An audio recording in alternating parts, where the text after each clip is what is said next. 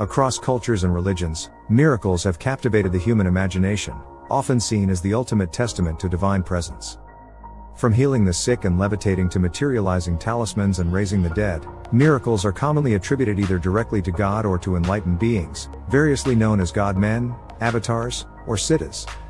Yet a fundamental question emerges: is it God who performs miracles, or do the individuals, referred to as God-men, serve as conduits of divine energy and power? This concept is difficult for many to comprehend without direct experience. The truth is, as separate individuals, we cannot perform these miracles. We must merge with God, and as God, we perform miracles. Understanding this distinction is key to unraveling the mystery of miracles and their purpose in human life. Are they purely the result of divine will, unfolding automatically and independently, or do they require human participation through spiritual mastery? To explore this, we must consider universal principles of spirituality, personal experiences with miracles, and real-world accounts of miraculous phenomena. Let us begin with a modern example that challenges conventional beliefs. In the remote jungles of Colombia, 4 indigenous children survived a plane crash that claimed the lives of all the adults aboard. For 40 days, they endured the harsh wilderness, sustaining themselves on what nature provided. Their survival was widely hailed as a miracle, a divine intervention sparing the innocent. But to classify this event as a miracle, we must explore the underlying mechanisms at play. This leads to a deeper understanding. Miracles do not defy natural laws as traditionally believed. Instead, they reflect a profound synergy between human consciousness, universal forces, and the divine. These phenomena challenge humanity to reconsider miracles, not as disruptions of nature, but as expressions of a deep, harmonious connection between the visible world and the mysteries that lie beyond. This perspective invites us to re-examine the role of enlightened beings, God-men, who claim to consciously wield these forces. If ordinary humans can achieve extraordinary outcomes under dire circumstances, imagine what might be possible for those who have mastered the spiritual sciences. Many religious traditions emphasize the omnipotence of God, asserting that only God can perform miracles independently and automatically. However, a deeper examination reveals a more nuanced perspective. Miracles are contingent upon the presence and co-creation of God-men, and that every human being holds the potential to become a God-man, siddha. Throughout history, God-men have been credited with performing miracles that defy explanation. According to the Gospels, Jesus transformed water into wine, walked on water, and brought the dead back to life. In India, siddhas are said to possess abilities such as levitating objects, teleporting talismans, dematerializing their bodies, and influencing natural events. These extraordinary feats are not presented as disruptions of divine order but as profound expressions of spiritual mastery harmonizing with universal laws. Such acts invite us to question the boundaries between human potential and the cosmic forces that govern existence, suggesting that miracles are not contradictions of nature but reflections of a deeper, divine alignment. Crucially, God-men do not claim to replace God, but rather to serve as conduits for divine power. Through spiritual discipline, anyone can access higher states of consciousness and influence the physical realm. When we merge with the omnipresent God, become embodiments of divinity, and as a result, can perform miracles. This challenges the widely held belief in many religions that miracles are solely the domain of God, beyond human capacity. Many perceive God as a distant, paternal figure in the sky, yet the truth is far more profound. God resides within us, and through spiritual awakening, we unlock the power to manifest the miraculous. In Christianity, Jesus' miracles are considered the cornerstone of faith, an unparalleled act of divine power. Islam, too, acknowledges these miraculous events. Yet, both religions emphasize the uniqueness of these events, discouraging believers from aspiring to such abilities. In contrast, Eastern traditions often encourage spiritual growth, viewing miraculous abilities, siddhis, as attainable milestones on the path to enlightenment/self-realization. When Jesus healed the sick, who truly facilitated the healing, God or Jesus? If healing were solely God's doing, independent of Jesus as a man, it would be universally accessible without the need for an intermediary. Yet, this is not the case. The truth is, Jesus healed others through his union with God, highlighting the necessity of such holy figures in facilitating divine healing. Now, consider this: if Jesus himself required healing, would God simply know and heal him instantly? No, because God does not intervene automatically or directly. For Jesus himself to receive healing, he would need to connect with God, creating the necessary cause through intention and visualization for that healing to manifest. This same principle applies to you. If you need healing, you either need the help of a spiritually advanced healer or must elevate your own spiritual state to enable healing. God's intervention operates through these connections and the causes we create, not as an automatic response. In this light, miracles are the result of human beings who have reached a state of divine connection, enabling them to manifest extraordinary abilities. In every tradition, whether it be the miracles of Jesus in Christianity, the feats of avatars/siddhas in Hinduism, or the supernatural abilities of Buddhist monks, the common thread is that these miracles are performed by individuals who have attained a unique spiritual state. These individuals, through their intense devotion, discipline, and spiritual practices, are able to tap into a higher source of power, something that ordinary humans are not able to access. Therefore, miracles depend on these special beings, the God-men, who serve as the vessels for divine intervention. If we acknowledge that miracles are not directly enacted by God but are mediated through divine intermediaries, God-men, it follows that these extraordinary acts depend on individuals who have attained a deep, transformative connection with the divine, a union with God or the Absolute, the state of enlightenment/self-realization. This insight highlights the vast potential for global transformation if more individuals were to attain such profound spiritual union, unlocking the power to manifest remarkable, transformative acts. Imagine a world where every country is home to 100,000 genuine healers, each working alongside medical professionals. These healers, rooted in profound spiritual knowledge and a deep connection to the divine, could revolutionize the approach to health and well-being. Their expertise would extend beyond physical ailments, addressing mental and emotional health as well. By tapping into energies and forces that mainstream medicine often overlooks, these healers could complement traditional care, offering holistic healing that integrates the body, mind, and spirit, leading to more balanced, comprehensive, and effective treatments for all. Similarly, envision the profound impact of having wise men, spiritual teachers, and gurus spread across the globe, guiding individuals towards spiritual awakening and growth. Their presence could help lead people out of confusion, disillusionment, and materialism and towards a more meaningful existence rooted in spiritual truth. Moreover, the presence of sages, individuals who embody profound love, compassion, and wisdom, could profoundly transform societies, fostering environments of peace, unity, and mutual respect. These enlightened beings would inspire harmony, bridging divides across cultural, racial, and religious boundaries. Unfortunately, in today's world, such figures are rare. Instead, many religious leaders and apologists of established faiths, such as Christianity and Islam, often marginalize or suppress those who demonstrate an authentic connection to the divine but deviate from strict adherence to biblical or Quranic doctrines. This stifles the potential for true spiritual growth and unity, limiting the broader transformative power of authentic divine connection. Religious doctrines often restrict the interpretation of miracles to acts of God, dismissing the idea of human agency in their execution. This serves to elevate the status of prophets and reinforce institutional authority. However, this perspective overlooks the potential of human beings to transcend ordinary limitations. By doing so, it creates a dichotomy: either one believes in divine intervention or denies miracles altogether. The issue with organized religious structures in the Abrahamic religions is their historical tendency to marginalize and, at times, persecute those who deviate from the accepted narratives.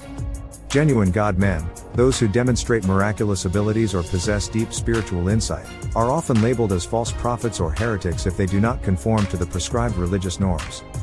This stems from fear-driven theological frameworks designed to maintain control over believers, stifling spiritual growth and preventing humanity from reaching its full potential.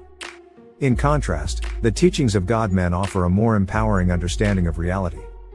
Rather than viewing miracles as exceptions to natural laws, they are seen as manifestations of higher laws, accessible only to advanced spiritual practitioners.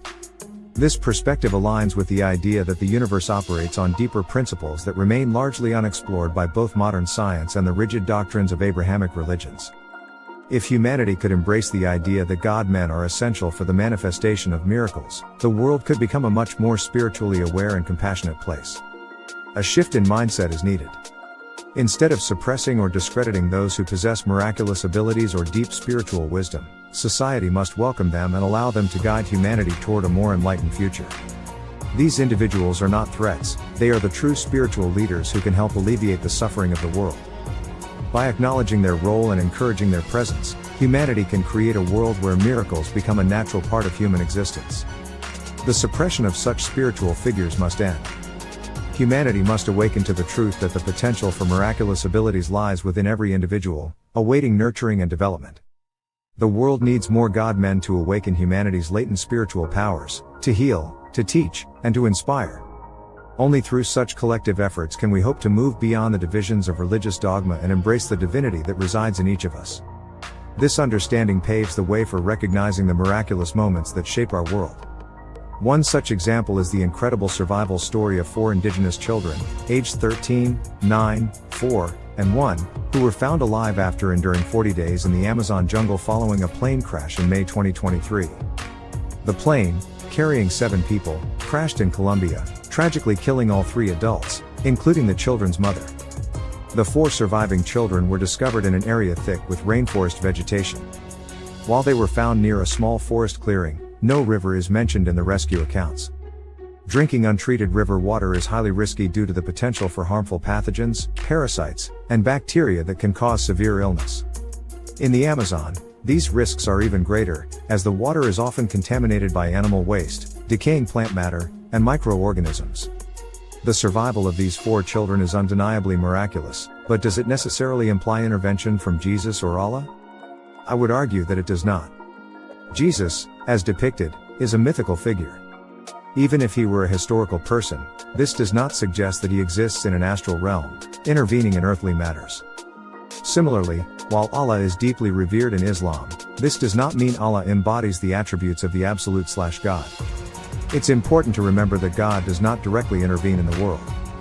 So, if these figures were not responsible, who then facilitated their miraculous survival? Could it be that a deeper, universal force was at work, beyond the limitations of traditional religious interpretations? Several possibilities arise. 1. The children's mother, though deceased, may still have guided them from the astral realm, assuming she had reached a high level of spiritual evolution. 2. The eldest child, possessing spiritual advancement, might have been the one to perform the miracle of survival. 3. An immoral Siddha may have intervened, recognizing that one of the children was a part of his eternal self. This illustrates how such miracles truly operate. God does not perform miracles in a literal, interventionist sense. Instead, think of God as akin to the force of gravity. There are fixed laws in place. Gravity doesn't suspend its laws to aid someone jumping from a building. However, individuals merged with God can manipulate the spirit of gravity and achieve levitation. It's essential to think along these lines. The question of who performs miracles holds even deeper significance. For instance, both Muslims and Muslims apologists often invoke the concept of resurrection from their faith to challenge other religions and science. Yet, when we explore miraculous phenomena from a deeper perspective, the truth may be surprising. Let's take a deeper look at this claim. Anyone who has spent a few months studying and experimenting with basic telekinesis or levitation of objects understands that every miraculous ability is rooted in 2 essential components: the individual and their state of consciousness. Without both, no supernatural powers can manifest. The state of consciousness can be understood in many ways. Some refer to it as chi, others as divine Shakti, life force, Tao, emptiness, or God/Akashic consciousness. Despite the varying terminology, there remains a profound distinction between the individual performing the act and the underlying force or consciousness, whether called Qi, Tao, or God. This distinction is crucial for understanding the mechanics of such abilities, though ultimately, we as human beings are not separate from this force. We exist within God/Absolute and are, in fact, integral parts of it. This unity suggests that the miraculous is not an external phenomenon, but an inherent aspect of our connection to the divine consciousness.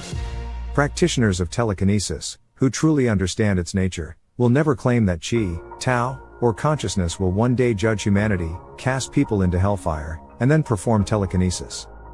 Yet, this is precisely the argument put forth in Islam regarding the miracle of resurrection. In Christianity, Jesus, a mythical figure, was believed to return to Israel in the 1st century, resurrect certain individuals, condemn others to a fiery fate, and then return to his Father in heaven. While we may entertain such ideas for the sake of discussion, the resurrection of decomposed bodies, as opposed to freshly dead ones, presents a different issue. It would violate divine will, making it impossible. This concept is akin to suggesting that God could create another God or that God could die in the future, both of which would be inconsistent with the very nature of God. Therefore, we can state with certainty that the event described in Matthew 27:52-53 never occurred and will never occur, not even on the day of resurrection as mentioned in both the Bible and the Quran.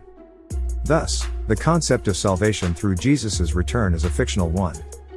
The demonstrations of miracles by contemporary God-men, siddhas/avatars, are essential, as they provide tangible evidence that helps us evaluate whether the extraordinary claims in ancient scriptures were factual or fictional.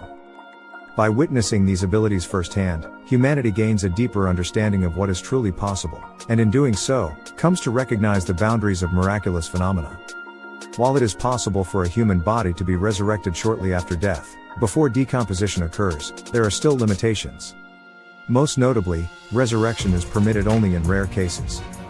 In most instances, however, it violates the divine will due to the karmic laws and the karmic debt of the deceased individual. This understanding is crucial as we critically examine the claims in the Bible and the Quran. In Islam, the Quran first affirms that Jesus was a man, which is accurate. However, it also attributes actions and attributes traditionally associated with Jesus to Allah, such as sitting on the throne, descending to earth, gathering people, repaying, judging, granting eternal life, creating paradise on earth, sending many to hellfire, and performing the miracle of resurrection. This suggests that Allah is portrayed as another man like Jesus, or more simply, that Allah is Jesus, since God does not engage in such human actions. There is a clear distinction between God and God-men. Without the existence of God-men, miraculous events would not occur. To bring the dead back to life on any given day requires a true prophet who is united with God. Whether a prophet, Christ, or avatar/siddha, the individual must possess the ability to perform the miracle of resurrection. This is essential. Without such an individual, no miracle can manifest. However, in Islamic belief, a distinctive challenge emerges. On the day of resurrection, Prophet Muhammad, and Jesus, like all other human beings, will undergo the same events and judgments. They will both be resurrected. Therefore, neither of them will be the agent of resurrection. This leaves only two possibilities. Either God must take the form of man, a violation of divine will, considering God's omnipresence, or there will be no resurrection at all because God doesn't intervene in the world directly. If you assert that Allah would perform such actions on the day of judgment, you are effectively likening Allah to a holy man. Furthermore, since this refers to the same event mentioned by Jesus, it implies that Allah is Jesus. This, in turn, leads to the paradoxical notion of Jesus resurrecting himself, rendering the concept meaningless. Both Muslims and Christians await a future event known as the Day of Resurrection, an event that can never occur. Salvation, as traditionally understood, does not exist. What exists instead is enlightenment/self-realization/merging with God or the Absolute. What I aim to emphasize here is that both Christianity and Islam fail to address the fate of the soul after the death of the physical body. This profound and universal concept predates both religions.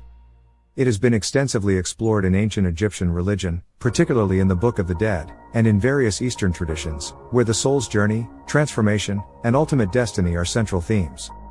In contrast, Christianity and Islam focus on a future event, anticipating the arrival of a holy figure who will perform specific actions on earth. These are two distinct concepts, one rooted in reality, the other in fiction. The afterlife promised by Christianity and Islam has little connection to the actual experience of death, such as near-death experiences.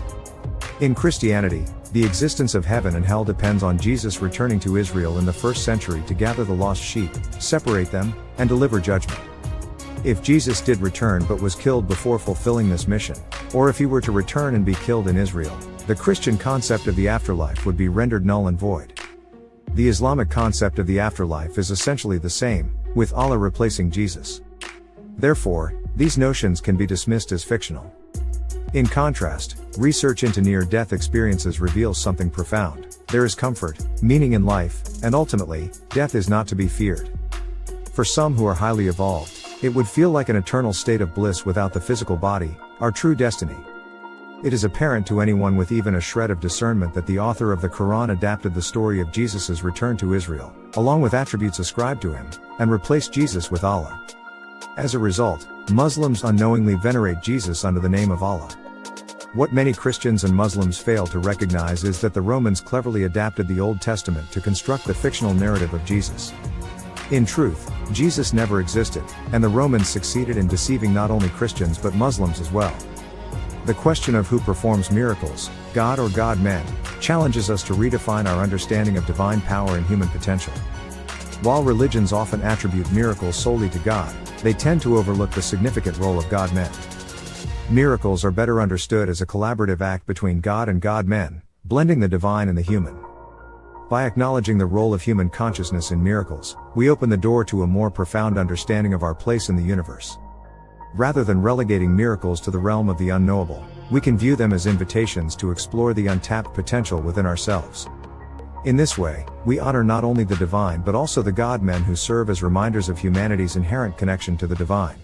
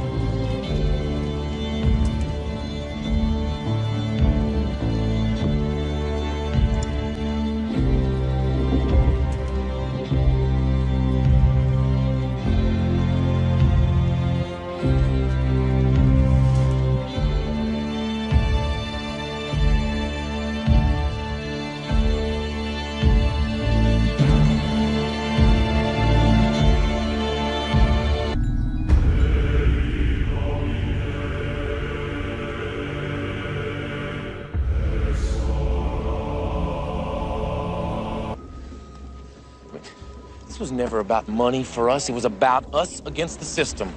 That system that kills the human spirit. We stand for something. To those dead souls inching along the freeways in their metal coffins, we show them that the human spirit is still alive.